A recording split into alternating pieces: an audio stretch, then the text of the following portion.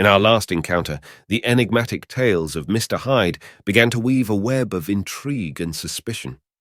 As we delve deeper into chapters 3 through 6 of the strange case of Dr. Jekyll and Mr. Hyde, the layers of this intricate story unfold further.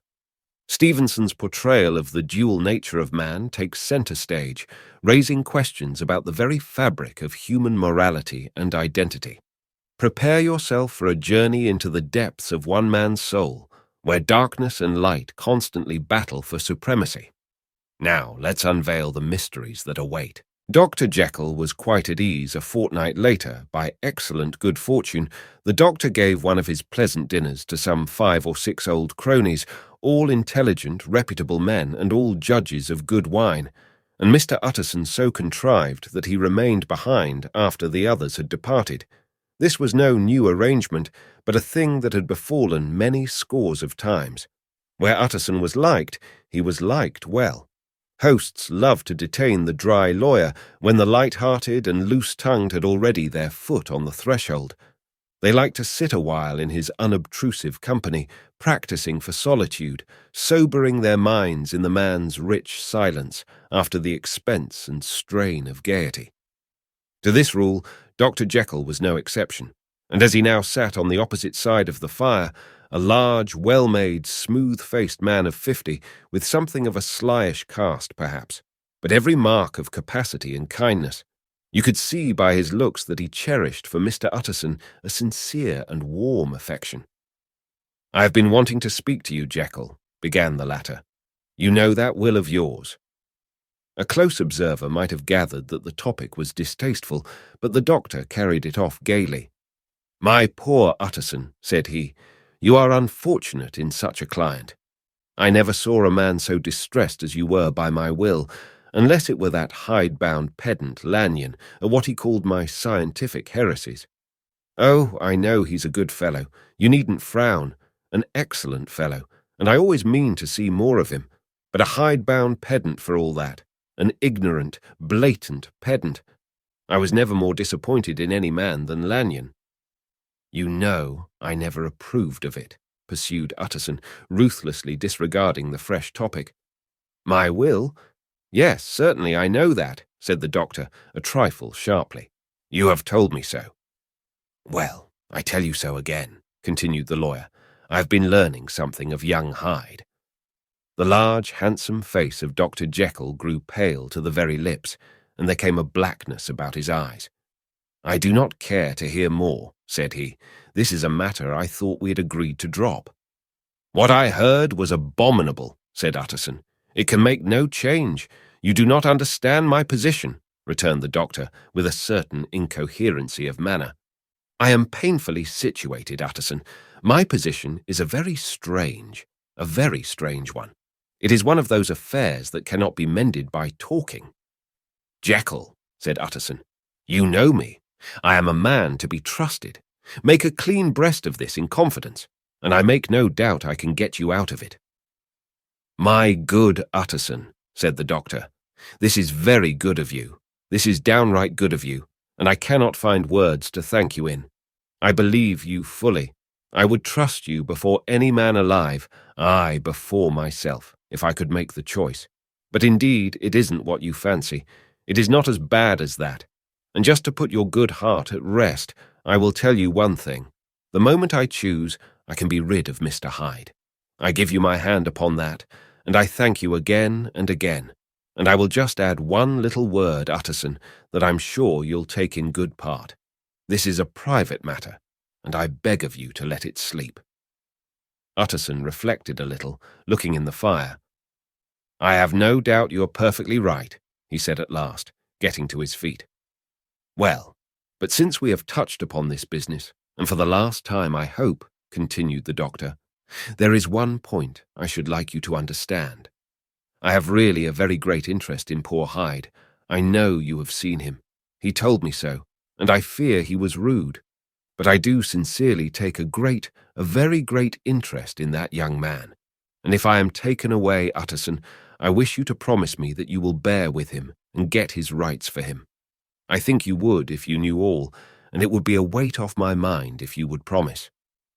"I can't pretend that I shall ever like him," said the lawyer. "I don't ask that," pleaded Jekyll, laying his hand upon the other's arm. "I only ask for justice. I only ask you to help him for my sake when I am no longer here." Utterson heaved an irrepressible sigh. "Well," said he, "I promise. The Carew murder case."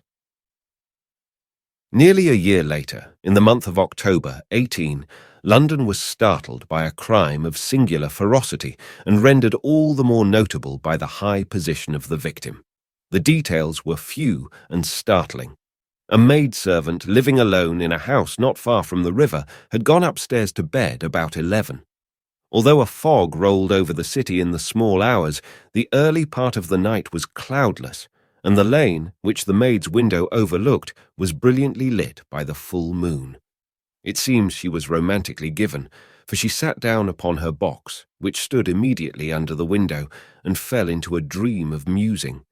Never, she used to say with streaming tears when she narrated that experience, never had she felt more at peace with all men or thought more kindly of the world. And as she so sat, she became aware of an aged, beautiful gentleman with white hair drawing near along the lane, and advancing to meet him, another and very small gentleman to whom at first she paid less attention. When they had come within speech, which was just under the maid's eyes, the older man bowed and accosted the other with a very pretty manner of politeness. It did not seem as if the subject of his address were of great importance. Indeed, from his pointing, it sometimes appeared as if he were only inquiring his way. But the moon shone on his face as he spoke, and the girl was pleased to watch it. It seemed to breathe such an innocent and old-world kindness of disposition, yet with something high, too, as of a well-founded self-content. Presently her eye wandered to the other, and she was surprised to recognize in him a certain Mr. Hyde, who had once visited her master and for whom she had conceived a dislike. He had in his hand a heavy cane with which he was trifling, but he answered never a word and seemed to listen with an ill-contained impatience. And then, all of a sudden, he broke out in a great flame of anger, stamping with his foot, brandishing the cane, and carrying on, as the maid described it, like a madman. The old gentleman took a step back, with the air of one very much surprised and a trifle hurt, and at that Mr. Hyde broke out of all bounds and clubbed him to the earth. And next moment, with ape-like fury, he was trampling his victim underfoot and hailing down a storm of blows, under which the bones were audibly shattered, and the body jumped upon the roadway. At the horror of these sights and sounds, the maid fainted. It was 2 o'clock when she came to herself and called for the police. The murderer was gone long ago, but there lay his victim in the middle of the lane, incredibly mangled. The stick with which the deed had been done, although it was of some rare and very tough and heavy wood, had broken in the middle under the stress of this insensate cruelty, and one splintered half had rolled in the neighbouring gutter, the other, without doubt, had been carried away by the murderer. A purse and gold watch were found upon the victim, but no cards or papers except a sealed and stamped envelope which he had been probably carrying to the post, and which bore the name and address of Mr. Utterson. This was brought to the lawyer the next morning before he was out of bed, and he had no sooner seen it and been told the circumstances than he shot out a solemn lip. "I shall say nothing till I have seen the body," said he. "This may be very serious. Have the kindness to wait while I dress." And with the same grave countenance he hurried through his breakfast and drove to the police station, whither the body had been carried. As soon as he came into the cell, he nodded. "Yes," said he, "I recognize him. I am sorry to say that this is Sir Danvers Carew." "Good God, sir!" exclaimed the officer. "Is it possible?" And the next moment his eye lighted up with professional ambition. "This will make a deal of noise," he said, "and perhaps you can help us to the man." And he briefly narrated what the maid had seen and showed the broken stick. Mr. Utterson had already quailed at the name of Hyde, but when the stick was laid before him, he could doubt no longer. Broken and battered as it was, He recognized it for one that he had himself presented many years before to Henry Jekyll. "Is this Mr. Hyde a person of small stature?" he inquired. "Particularly small and particularly wicked-looking is what the maid calls him," said the officer. Mr. Utterson reflected, and then, raising his head, "If you will come with me in my cab," he said, "I think I can take you to his house." It was by this time about 9 in the morning, and the first fog of the season. A great chocolate-coloured pall lowered over heaven, but the wind was continually charging and routing these embattled vapours, so that as the cab crawled from street to street, Mr. Utterson beheld a marvellous number of degrees and hues of twilight. For here it would be dark like the back end of evening, and there would be a glow of a rich, lurid brown, like the light of some strange conflagration. And here, for a moment, the fog would be quite broken up, and a haggard shaft of daylight would glance in between the swirling wreaths. The dismal quarter of Soho seen under these changing glimpses, with its muddy ways and slatternly passengers, and its lamps, which had never been extinguished or had been kindled afresh to combat this mournful re-invasion of darkness, seemed, in the lawyer's eyes, like a district of some city in a nightmare. The thoughts of his mind, besides, were of the gloomiest dye, and when he glanced at the companion of his drive, he was conscious of some touch of that terror of the law and the law's officers which may at times assail the most honest. As the cab drew up before the address indicated, the fog lifted a little and showed him a dingy street, a gin palace, a low French eating-house, a shop for the retail of penny numbers and twopenny salads, many ragged children huddled in the doorways, and many women of many different nationalities passing out, key in hand, to have a morning glass. And the next moment the fog settled down again upon that part, as brown as umber, and cut him off from his black, guardly surroundings. This was the home of Henry Jekyll's favourite, of a man who was heir to 250,000 sterling. An ivory-faced and silvery-haired old woman opened the door. She had an evil face, smoothed by hypocrisy, but her manners were excellent. Yes, she said, this was Mr. Hyde's, but he was not at home. He had been in that night very late, but he had gone away again in less than an hour. There was nothing strange in that. His habits were very irregular, and he was often absent.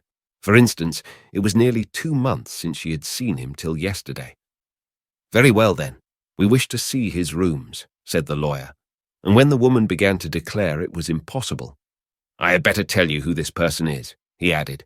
"This is Inspector Newcomen of Scotland Yard." A flash of odious joy appeared upon the woman's face. "Ah," said she, "he is in trouble. What has he done?" Mr. Utterson and the inspector exchanged glances. "He don't seem a very popular character," observed the latter. "And now, my good woman, just let me and this gentleman have a look about us." In the whole extent of the house, which but for the old woman remained otherwise empty, Mr. Hyde had only used a couple of rooms, but these were furnished with luxury and good taste. A closet was filled with wine. The plate was of silver, the napery elegant. A good picture hung upon the walls, a gift, as Utterson supposed, from Henry Jekyll, who was much of a connoisseur, and the carpets were of many plies and agreeable in colour. At this moment, however, the rooms bore every mark of having been recently and hurriedly ransacked. Clothes lay about the floor, with their pockets inside out.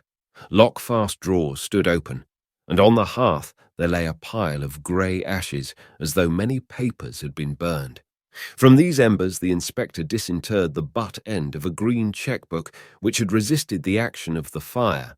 The other half of the stick was found behind the door, and as this clinched his suspicions, the officer declared himself delighted. A visit to the bank, where several £1,000s were found to be lying to the murderer's credit, completed his gratification. "You may depend upon it, sir," he told Mr. Utterson. "I have him in my hand. He must have lost his head, or he never would have left the stick, or, above all, burned the cheque-book. Why, money's life to the man. We have nothing to do but wait for him at the bank and get out the handbills." This last, however, was not so easy of accomplishment, for Mr. Hyde had numbered few familiars. Even the master of the servant maid had only seen him twice. His family could nowhere be traced. He had never been photographed, and the few who could describe him differed widely, as common observers will. Only on one point were they agreed, and that was the haunting sense of unexpressed deformity with which the fugitive impressed his beholders. Incident of the letter. It was late in the afternoon when Mr. Utterson found his way to Dr. Jekyll's door, where he was at once admitted by Poole and carried down by the kitchen offices and across a yard which had once been a garden to the building which was indifferently known as the laboratory or dissecting rooms. The doctor had bought the house from the heirs of a celebrated surgeon, and his own tastes being rather chemical than anatomical, had changed the destination of the block at the bottom of the garden.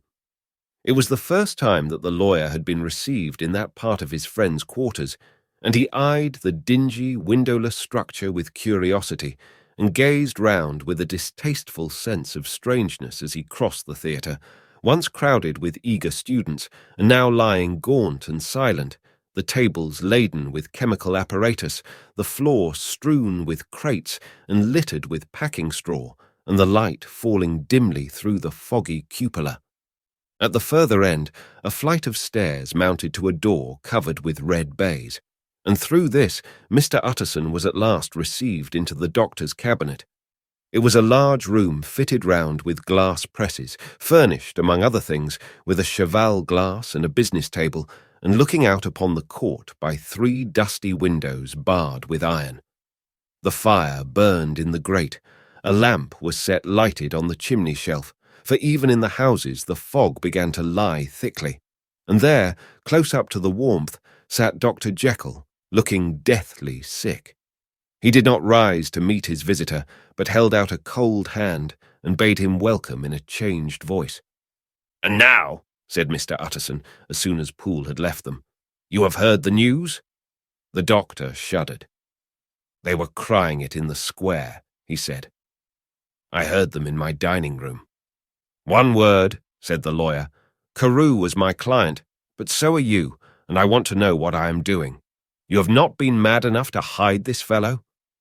"Utterson, I swear to God," cried the doctor, "I swear to God I will never set eyes on him again. I bind my honour to you that I am done with him in this world. It is all at an end. And indeed, he does not want my help. You do not know him as I do. He is safe. He is quite safe. Mark my words, he will never more be heard of." The lawyer listened gloomily. He did not like his friend's feverish manner. "You seem pretty sure of him," said he, "and for your sake, I hope you may be right. If it came to a trial, your name might appear." "I am quite sure of him," replied Jekyll. "I have grounds for certainty that I cannot share with anyone. But there is one thing on which you may advise me. I have received a letter, and I am at a loss whether I should show it to the police. I should like to leave it in your hands, Utterson. You would judge wisely, I am sure. I have so great a trust in you." "You fear, I suppose, that it might lead to his detection?" asked the lawyer. "No," said the other. "I cannot say that I care what becomes of Hyde. I am quite done with him. I was thinking of my own character, which this hateful business has rather exposed." Utterson ruminated a while. He was surprised at his friend's selfishness, and yet relieved by it. "Well," said he at last, "let me see the letter." The letter was written in an odd, upright hand and signed Edward Hyde, and it signified, briefly enough, that the writer's benefactor, Dr. Jekyll, whom he had long so unworthily repaid for 1,000 generosities, need labour under no alarm for his safety, as he had means of escape on which he placed a sure dependence. The lawyer liked this letter well enough. It put a better colour on the intimacy than he had looked for, and he blamed himself for some of his past suspicions. "Have you the envelope?" he asked. "I burned it," replied Jekyll, "before I thought what I was about, but it bore no postmark. The note was handed in." "Shall I keep this and sleep upon it?" asked Utterson. "I wish you to judge for me entirely," was the reply. "I have lost confidence in myself." "Well, I shall consider," returned the lawyer. "And now one word more. It was Hyde who dictated the terms in your will about that disappearance." The doctor seemed seized with a qualm of faintness. He shut his mouth tight and nodded. "I knew it," said Utterson. "He meant to murder you. You had a fine escape." "I have had what is far more to the purpose," returned the doctor solemnly. "I have had a lesson. Oh God, Utterson, what a lesson I have had." And he covered his face for a moment with his hands. On his way out, the lawyer stopped and had a word or two with Poole. "By the by," said he, "there was a letter handed in today. What was the messenger like?" But Poole was positive nothing had come except by post. "And only circulars by that," he added. This news sent off the visitor with his fears renewed. Plainly the letter had come by the laboratory door. Possibly, indeed, it had been written in the cabinet, and if that were so, it must be differently judged and handled with the more caution. The newsboys, as he went, were crying themselves hoarse along the footways. "Special edition. Shocking murder of an MP." That was the funeral oration of one friend and client, and he could not help a certain apprehension lest the good name of another should be sucked down in the eddy of the scandal. It was, at least, a ticklish decision that he had to make, and self-reliant as he was by habit, he began to cherish a longing for advice. It was not to be had directly, but perhaps, he thought, it might be fished for. Presently after, he sat on one side of his own hearth, with Mr. Guest, his head clerk, upon the other, and midway between, at a nicely calculated distance from the fire, a bottle of a particular old wine that had long dwelt unsunned in the foundations of his house. The fog still slept on the wing above the drowned city, where the lamps glimmered like carbuncles, and through the muffle and smother of these fallen clouds, the procession of the town's life was still rolling in through the great arteries with a sound as of a mighty wind. But the room was gay with firelight. In the bottle, the acids were long ago resolved. The imperial dye had softened with time as the colour grows richer in stained windows, and the glow of hot autumn afternoons on hillside vineyards was ready to be set free and to disperse the fogs of London. Insensibly, the lawyer melted. There was no man from whom he kept fewer secrets than Mr. Guest, and he was not always sure that he kept as many as he meant. Guest had often been on business to the doctor's. He knew Poole. He could scarce have failed to hear of Mr. Hyde's familiarity about the house. He might draw conclusions. Was it not as well, then, that he should see a letter which put that mystery to right? And above all, since Guest, being a great student and critic of handwriting, would consider the step natural and obliging. The clerk, besides, was a man of counsel. He could scarce read so strange a document without dropping a remark, and by that remark Mr. Utterson might shape his future course. "This is a sad business about Sir Danvers," he said. "Yes, sir, indeed. It has elicited a great deal of public feeling," returned Guest. "The man, of course, was mad." "I should like to hear your views on that," replied Utterson. "I have a document here in his handwriting. It is between ourselves, for I scarce know what to do about it. It is an ugly business at the best, but there it is, quite in your way, a murderer's autograph." Guest's eyes brightened, and he sat down at once and studied it with passion. "No, sir," he said, "not mad, but it is an odd hand." "And by all accounts a very odd writer," added the lawyer. Just then the servant entered with a note. "Is that from Dr. Jekyll, sir?" inquired the clerk. "I thought I knew the writing. Anything private, Mr. Utterson?" "Only an invitation to dinner." "Why? Do you want to see it?" "One moment. I thank you, sir." And the clerk laid the 2 sheets of paper alongside and sedulously compared their contents. "Thank you, sir," he said at last, returning both.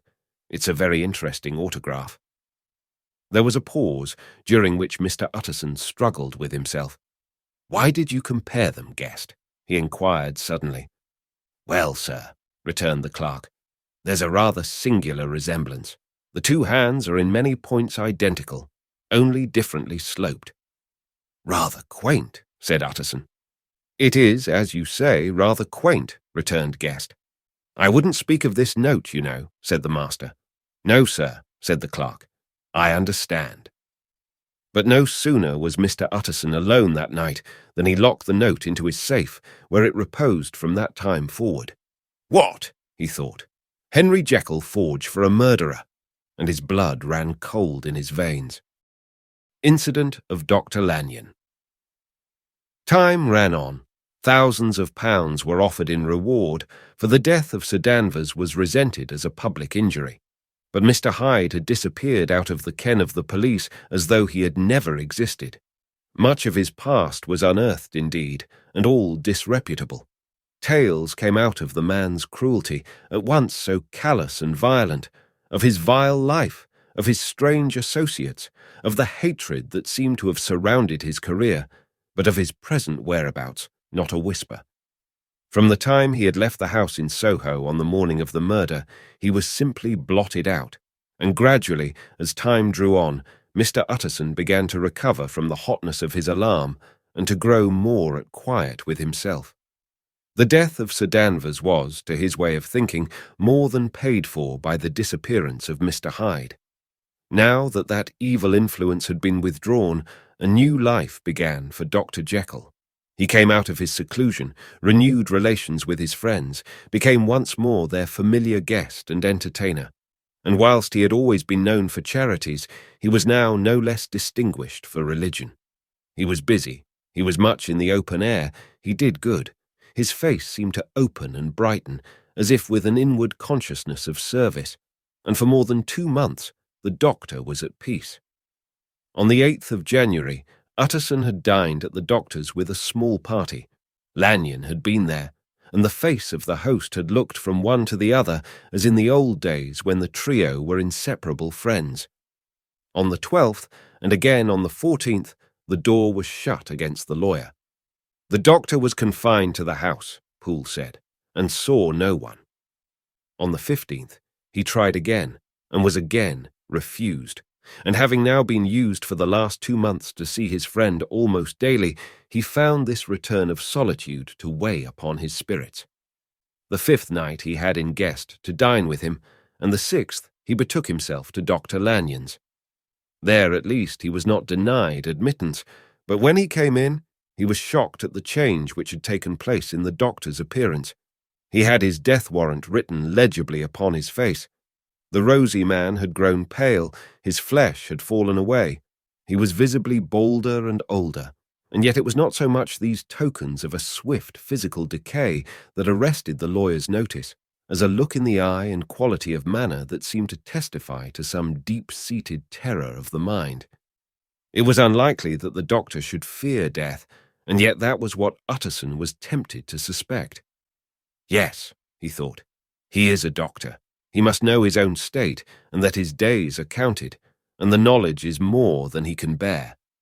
And yet, when Utterson remarked on his ill looks, it was with an air of great firmness that Lanyon declared himself a doomed man.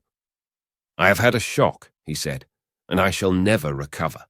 It is a question of weeks. Well, life has been pleasant. I liked it. Yes, sir, I used to like it. I sometimes think if we knew all, we should be more glad to get away." "Jekyll is ill too," observed Utterson. "Have you seen him?" But Lanyon's face changed, and he held up a trembling hand. "I wish to see or hear no more of Dr. Jekyll," he said in a loud, unsteady voice. "I am quite done with that person, and I beg that you will spare me any allusion to one whom I regard as dead." "Tut, tut," said Mr. Utterson, and then after a considerable pause, "Can't I do anything?" he inquired. "We are 3 very old friends, Lanyon. We shall not live to make others." "Nothing can be done," returned Lanyon. "Ask himself." "He will not see me," said the lawyer. "I am not surprised at that," was the reply. "Some day, Utterson, after I am dead, you may perhaps come to learn the right and wrong of this. I cannot tell you. And in the meantime, if you can sit and talk with me of other things, for God's sake, stay and do so. But if you cannot keep clear of this accursed topic, then in God's name, go, for I cannot bear it." As soon as he got home, Utterson sat down and wrote to Jekyll, complaining of his exclusion from the house and asking the cause of this unhappy break with Lanyon. And the next day brought him a long answer, often very pathetically worded, and sometimes darkly mysterious in drift. The quarrel with Lanyon was incurable. "I do not blame our old friend," Jekyll wrote, "but I share his view that we must never meet. I mean from henceforth to lead a life of extreme seclusion. You must not be surprised, nor must you doubt my friendship, if my door is often shut, even to you. You must suffer me to go my own dark way. I have brought on myself a punishment and a danger that I cannot name. If I am the chief of sinners, I am the chief of sufferers also. I could not think that this earth contained a place for sufferings and terrors so unmanning, and you can do but one thing, Utterson, to lighten this destiny, and that is to respect my silence." Utterson was amazed. The dark influence of Hyde had been withdrawn. The doctor had returned to his old tasks and amities. A week ago, the prospect had smiled with every promise of a cheerful and an honoured age. And now, in a moment, friendship and peace of mind, and the whole tenor of his life, were wrecked. So great and unprepared a change pointed to madness, but in view of Lanyon's manner and words, there must lie for it some deeper ground. A week afterwards, Dr. Lanyon took to his bed, and in something less than a fortnight he was dead. The night after the funeral, at which he had been sadly affected, Utterson locked the door of his business room, and sitting there by the light of a melancholy candle, drew out and set before him an envelope addressed by the hand and sealed with the seal of his dead friend. "Private, for the hands of G.J. Utterson alone, and in case of his predecease underscore to be destroyed unread underscore." So it was emphatically superscribed, and the lawyer dreaded to behold the contents. "I have buried one friend today," he thought. "What if this should cost me another?" And then he condemned the fear as a disloyalty and broke the seal. Within there was another enclosure, likewise sealed, and marked upon the cover as "not to be opened till the death or disappearance of Dr. Henry Jekyll." Utterson could not trust his eyes. Yes, it was disappearance.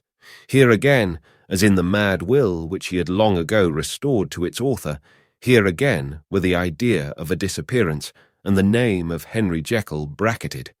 But in the will, that idea had sprung from the sinister suggestion of the man Hyde. It was set there with a purpose all too plain and horrible. Written by the hand of Lanyon, what should it mean? A great curiosity came on the trustee to disregard the prohibition and dive at once to the bottom of these mysteries.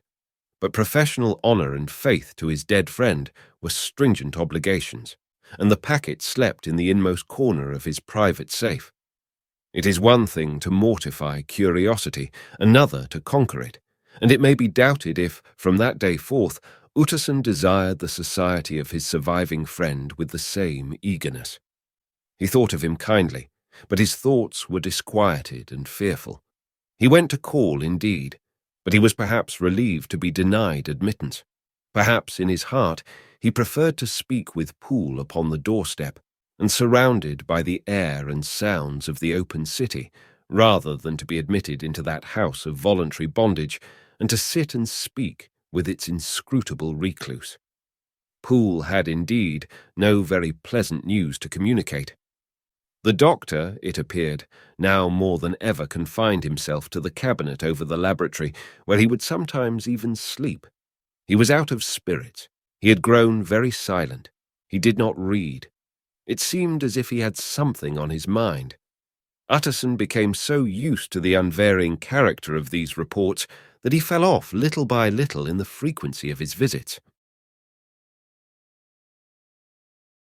As the curtains close on chapters 3 through 6 of The Strange Case of Dr. Jekyll and Mr. Hyde, the complexities of human nature and duality continue to enthrall and perplex.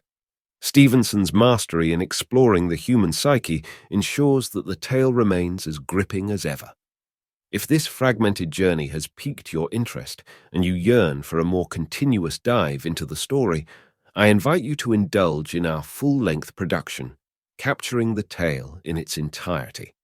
Simply visit obsidianriver.com/Jekyll and Hyde and let the narrative envelop you. Until our next literary adventure, may the mysteries of Dr. Jekyll and Mr. Hyde continue to captivate your imagination